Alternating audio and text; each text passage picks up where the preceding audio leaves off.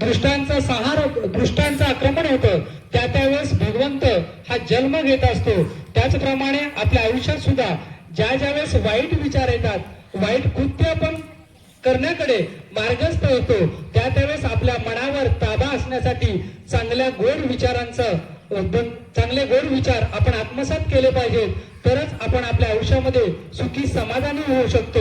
अर्थात गोवर्धन इको विनोद गाडतरे इथून आलेले आदरणीय प्रभूजी यांच्या मार्गदर्शनाने विद्यार्थ्यांचे ताणतणावाचे व्यवस्थापन, म्हणजे विद्यार्थ्यांनी आयुष्य जगत असताना आनंदी कसं राहावं, आध्यात्मिक त्याची जोड देऊन आपण आपलं जीवन सुखी कसं करावं याचं ते मार्गदर्शन करणार आहेत. इथे उपस्थित आदरणीय आनंदजी प्रभूजी, हरिगुरु प्रभूजी, आदरणीय चोते काका, आदरणीय दिलीप काका, हे सर्व आदरणीय हरिगुरु प्रभूजी.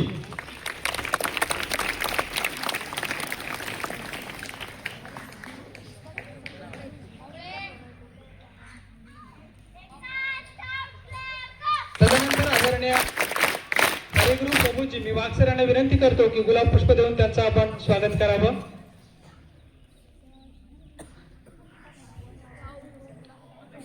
तदनंतर आदरणीय चोते काका इथे उपस्थित आहेत. मी बोंगे सरांना विनंती करतो की त्यांनी गुलाब पुष्प देऊन त्यांचे स्वागत करावं.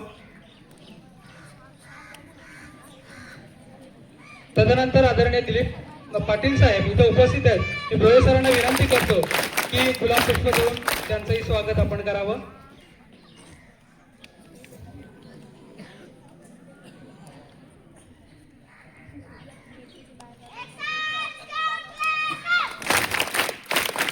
उपस्थित सर्व मान्यवरांचं पण विचारांनी परिपूर्ण भरलेली आध्यात्मिक दैवी शक्ती ज्यांच्याकडे आहे असे आपले हरिगुरु प्रभू, त्यानंतर आनंदजी प्रभू. विद्यार्थी मित्रांनो, आता तुम्ही आपले आई वडील ज्या स्पर्धेत उतरलोत, ती स्पर्धा म्हणजे फक्त लिहा, वाचा, कुठेतरी नंबर लावा, अभ्यास करा, नोकरी मिळवा, नोकरी मिळवून चांगली बायको मिळवा, बायची परंपरा आहे ती कुठेच थांबत नाही. ते टेन्शन. आणि सध्या जर आपण आपल्या प्रत्येक कुटुंबामध्ये पाहिलं तर इतकी प्रचंड शांतता आणि समाधान आपल्या कुटुंबांमध्ये आहे. माझं वाक्य खरं आहे की खोटं आहे मला माहित नाही. आपल्या कुटुंबामध्ये प्रचंड शांतता आहे, समाधान आहे, आनंद आहे, सुख आहे. माझं वाक्य खरं आहे का खोटं आहे? खरं आहे.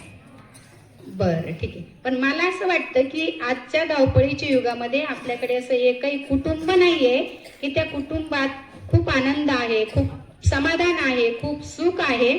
आणि ज्यावेळेस आपण या सुखाच्या शोधामध्ये जातो त्यावेळेस आपला मार्ग कुठेतरी बदलला जातो. इकडे लक्ष द्यायचंय सगळ्यांनी की आपल्या समोर बसलेले जे हे महारथी म्हणू आपण त्यांना थोडा वेळ, हे फक्त आपण त्यांच्याकडे जर पाहिलं तर आपल्याला कपडे साधे दिसतात. भगव्या कपड्यांमध्ये आल्यानंतर आपण म्हणतो काही मोठं साहेब नसणारे, बरोबर ना? आपण काय म्हणतो, काही साहेब नसणारे कोणीतरी. पण आपल्या समोर जे बसलेले व्यक्ती आहेत हरिगुरु प्रभू, हे इंडियन नेव्ही म्हणजे भारतीय नौसेना दलामधून त्यांनी ह्या मार्गाकडे आलेले आहेत. दुसरे आनंद प्रभू, ते IT मध्ये काम करत होते. आणि हे सगळं करत असताना म्हणजे आपली ज्याच्यासाठी धावपळ चालू आहे, आपण ज्याच्यासाठी धावतोय, ज्याच्यासाठी पळतोय, ते सोडून ते इकडे आले की माझा जो समाज आहे त्या समाजाला कुठेतरी अध्यात्माची जोड मिळावी. कुटुंबांमध्ये जे तणावपूर्ण वातावरण आहे, आज आपण विद्यार्थी जर पाहिला तर विद्यार्थी, शिक्षक प्रचंड तणावाखाली आहे. आपल्या घरच्या आई वडिलांना पण तणाव आहे, पण तो आपल्याला कळत नाही. त्यांना तणाव आहे, माझा मुलगा शिकला पाहिजे, तो डॉक्टर झाला पाहिजे, इंजिनियर झाला पाहिजे, वकील झाला पाहिजे, पण माझा मुलगा शिवाजी झाला पाहिजे असं वाटत नाही. माझा मुलगा चांगला दुसऱ्यांना घडवणारा झाला पाहिजे असं वाटत नाही. सध्या आपल्याला फक्त प्रत्येकाला वाटतं की माझ्या मुलाने छानपैकी पैसे मात्र कमवून आणले पाहिजे. आणि या पैशाच्या मोहापायी आपण आपल्या जीवनाचा आनंद कसा गमावत जातो आणि शेवटी मृत्यू करायचं असतं. त्याचं खऱ्या अर्थाने आज मार्मिक असं या ठिकाणी मार्गदर्शन आपल्याला हरिगुरु प्रभू आणि आनंदजी प्रभू हे करणार आहे विद्यालयात. तर त्यातले एक आहे IT इंजिनियर TCL मध्ये काम केलं, टाटा टेक्नॉलॉजी, इंजिनियर. दुसरे नेव्ही मध्ये आहेत. इंडियन नेव्ही म्हणजे आपण आपलं जग बघतो, 75% पाणी आहे, 71% पाणी आहे, बाकीचं जमीन आहे. जमिनीवर गर्दी किती, माणसांची आणि गाड्यांची त्याच्यापेक्षाही जास्त गर्दी. फक्त 4-5% वाहतूक आपली फक्त जमिनीवर होती, बाकी सगळी वाहतूक इथं होती. तेही उच्च शिक्षित आणि भगवे कपडे घालून कुठल्या तरी विचाराला प्रेरित होऊन पुढचं सगळं आयुष्य तसं ते जगणार आहे, जगतात आहे. आणि त्यांना आलेल्या अनुभूती त्या तुम्हाला सांगतात. आणि ते ज्या अनुभूती घेतात आहे, ती अनुभूती, तो विचार, ती कृती हीच या जगातलं एकमेव सत्य आहे. एवढं मी बोलतो. ते जे विचार सांगणार आहेत ते तुम्ही आत्म. अमेरिका, अजून America, England, south Africa, Australia, है ना, चायना. कारण जेवढे आपले मोबाईल बनलेले आहेत ते चायना. असं सांगतात, जे मेड इन चायना असतात ना, चले तो चांद तक, नाही चले तो शाम तक. म्हणजे चाललं तर 10 वर्षे चालणार, नाही चाललं तर संध्याकाळपर्यंत संपून जाणार. तर पूर्ण जगाभरामध्ये जर अमेरिकाला जर बघितलं गेले तर सर्वात श्रीमंत देश आहे. काय आहे? म्हणजे पैशाने, बरोबर. जपान जर बघितले तर टेक्नॉलॉजी मध्ये श्रीमंत आहे. अशी अशी ट्रेन बनवतात जे 800 किलोमीटर पर आवरच्या गतीने धावतो. आणि चायना तर माहितच, प्रत्येक तासामध्ये नवीन नवीन मोबाईल बनवतात. आपल्या भारताची संपत्ती काय आहे? काय आहे भारताची संपत्ती? ते आपण आज चर्चा करू. आपल्या भारताची काही संपत्ती आहे की नाही? आपण म्हणणार काय, सगळीकडे गरिबी गरिबी, जवाहर मोखाडामध्ये सगळीकडे गरिबी, गोर गरिबी. तुम्हाला एक गोष्ट सांगतो, लक्ष द्या.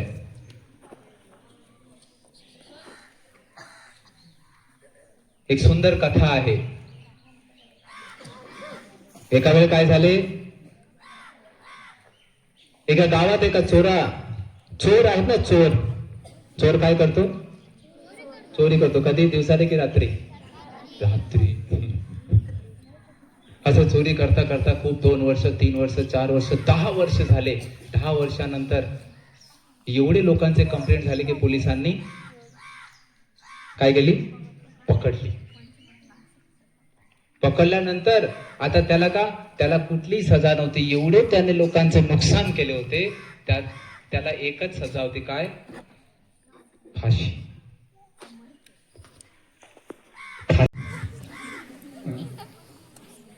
आता पण सुधारलं नाही. हट हट हट हट, अरे बचाव बचाव बचाव बचाव.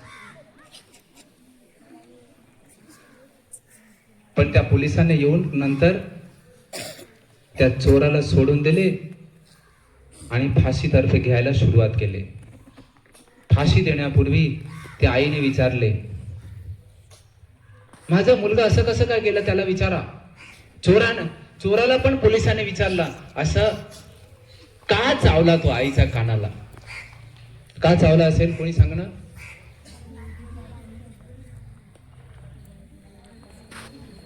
त्याचं कारण ऐका, लक्ष देऊन ऐका आणि आयुष्यभर हे लक्षात ठेवा, नोट करून.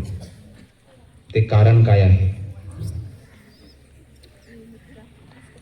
पोलिसांनी जेव्हा चोराला विचारले, का चावला तू? त्याने बोलला, मला आईला बोलवा. माझा आईला बोलू ना. आईला काय बोलला तो? आई ग, मला जर बालपणी जर संस्कार दिला असता ना, तर मी आज चोर बनला नसता. म्हणजे काय? संस्कार संस्काराची गरज आहे. आपण शिक्षण घेतो आहे की नाही? आपण शिक्षण घेतो, पण संस्कार गीतेमध्ये म्हणतात तद्विधी प्रणिपातेन परिप्रश्नेन सेवया उपदेक्षन्ति ते ज्ञानम ज्ञानिनम तत्वदर्शिनः. जेव्हा आपण शाळेत असतो ना, माझ्या एक प्रश्नाचं उत्तर सांगा. आपण शाळेत असताना नोकरी करू शकतो का? का? कारण त्याची वय झाली नाही आपल्याला, है ना? मोठे झाल्यानंतर आपण शाळेत जाऊ शकतो का शिकायला? नाही जाऊ शकत. 40 वर्ष झाले, 45 वर्ष झाले, वय झाली, आता तो बोलणार मला पहिलीत ऍडमिशन घ्यायचं आहे. शक्य आहे का? शक्य आहे का? जोरात सांगा. हा. आयुष्याचा प्रत्येक पायऱ्यात आपली जबाबदारी आपल्याला समजला पाहिजे. शिक्षण घेताना विद्यार्थ्यांसाठी काय आहे ते रत्न काय आहे, विद्यार्थ्यांच्या जबाबदाऱ्या काय आहेत, या शास्त्रामध्ये आहेत. हे कुठला धार्मिक ग्रंथ नाही. असं नाही की फक्त हिंदू लोकांसाठी आहे, दुसऱ्यांसाठी नाही. याचा आपल्या जीवनाचा हे मॅन्युअल आहे.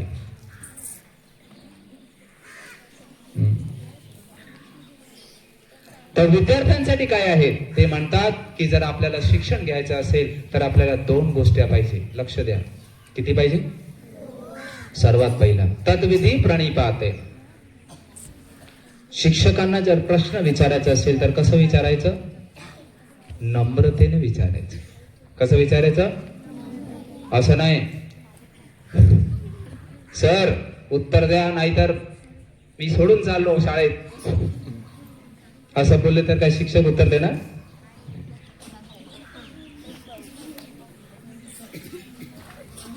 पहिल्या काय? नम्रता. आणि दुसरी गोष्ट तद्विधी परिपातेन परिप्रश्नेन सेवया. आपल्या जे सब्जेक्ट आहे, आपला जे विषय आहे त्याच्या संबंधित प्रश्न पाहिजे. नाहीतर काय प्रश्न विचारणार? त्या बाउंड्रीच्या बाहेर त्या कुत्रा असं का झोपला, त्याचं उत्तर भेटेल का शिक्षकाकडून? आपल्या सिलेबस मध्ये जे आहे त्याचा नम्रतेने प्रश्न विचारायचा आहे की नाही? 2 गोष्टी काय आहेत? सर्वात पहिला काय पाहिजे आपल्याला? काय पाहिजे? जोरात सांगा. काय पाहिजे? नम्रता. आणि दुसरी गोष्ट उपयोगी प्रश्न. आजच्या या मॉडर्न जमान्यामध्ये, मॉडर्न युगामध्ये सगळीकडे लोक त्रस्त आहेत. कोणाकोणाला असा प्रश्न आहे की मी जे काही अभ्यास करतो मला लक्षात राहत नाही. सगळ्यांच्या लक्षात राहतं? हा ठीक आहे, मी परत प्रश्न विचारतो. थांबा, इथे लक्ष द्या. असा कोणाला समस्या आहे का की मी आज जे काही अभ्यास केल्यानंतर 2-3 दिवसानंतर विसरतो? असं आहे कोणाला प्रॉब्लेम? नाही, कोणालाच नाही. हा, थोडं हात वरती झाले आता. अरे अरे अरे अरे अरे थोडं करा. लाजू नका, बाजूवाल्याला बघून लाजू नका. आता पूर्णपणे हात वरती झाली. समस्या काय आहे की आपल्याला लक्षात राहत नाही. खाली करा.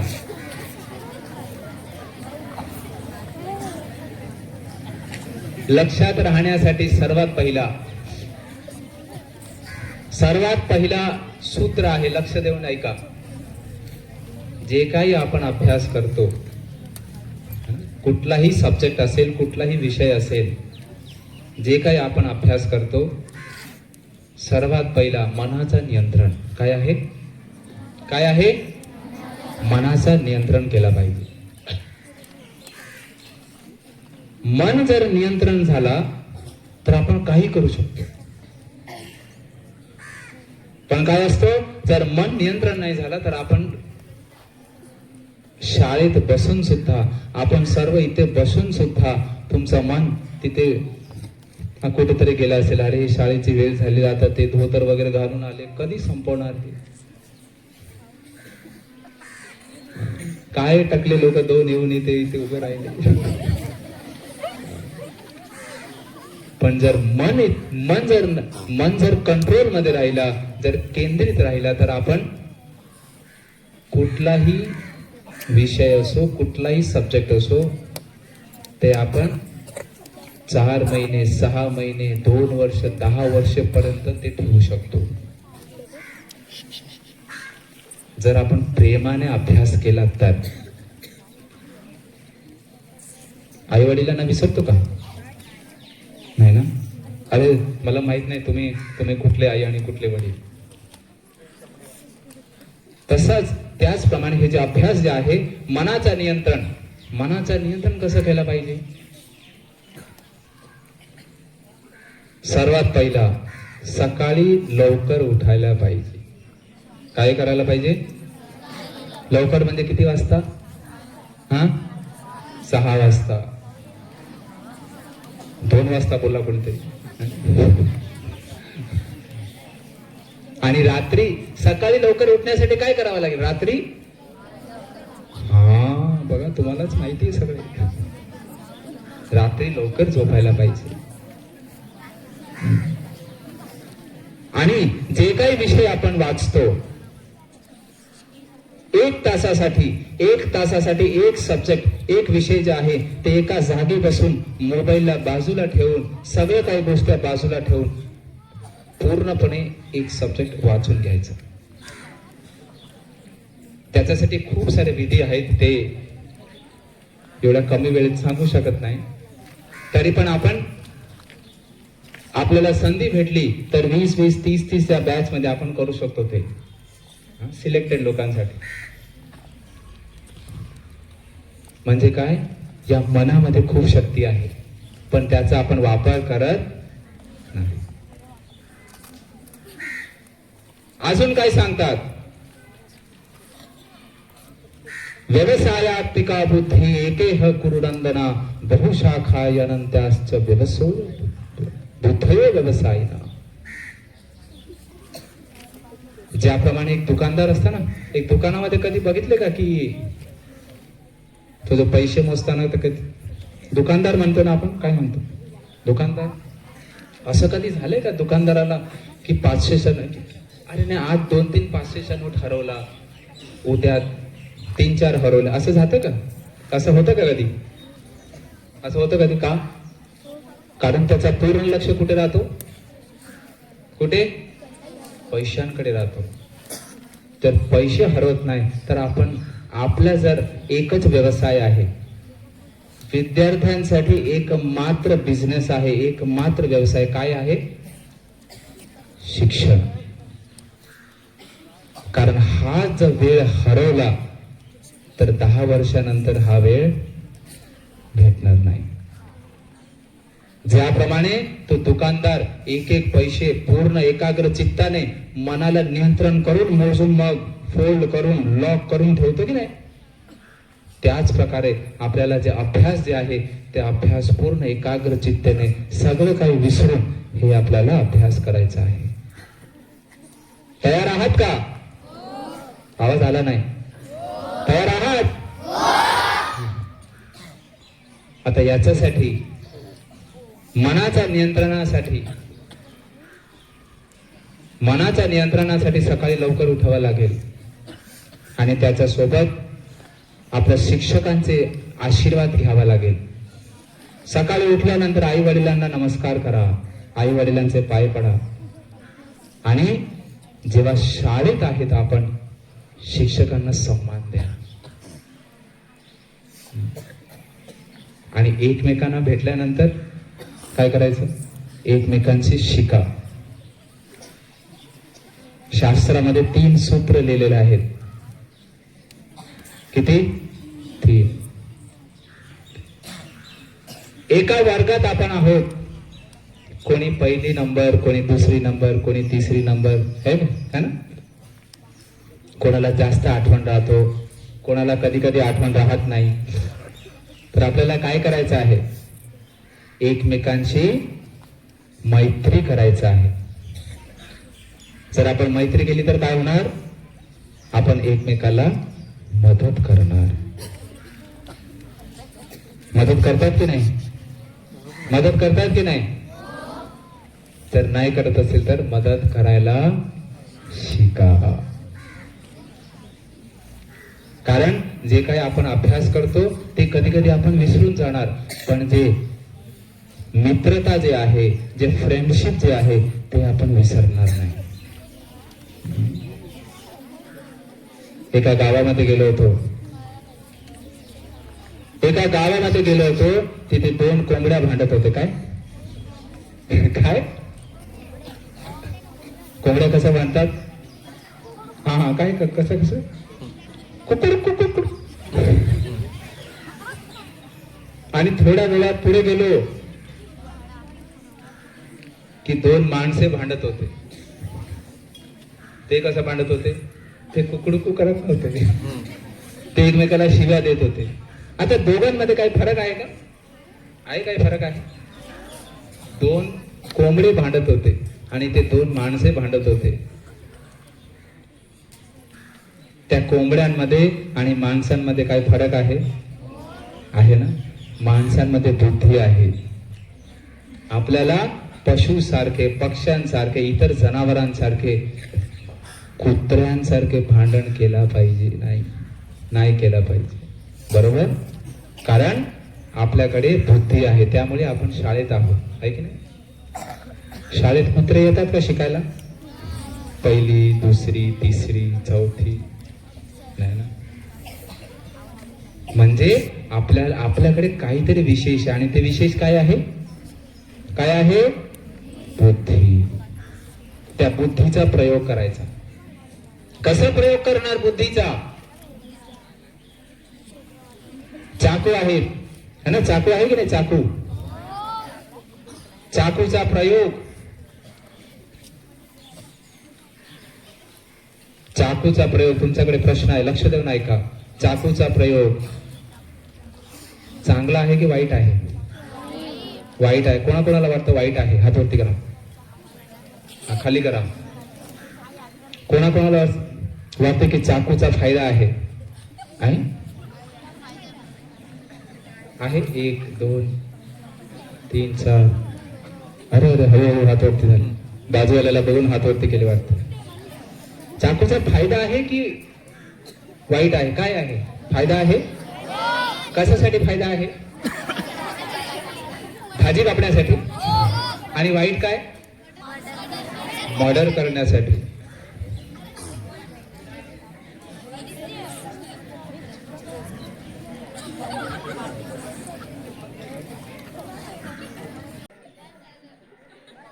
%50 लोक थकलेले आहेत. आपण सर्वांसाठी गोड आलेले आहेत.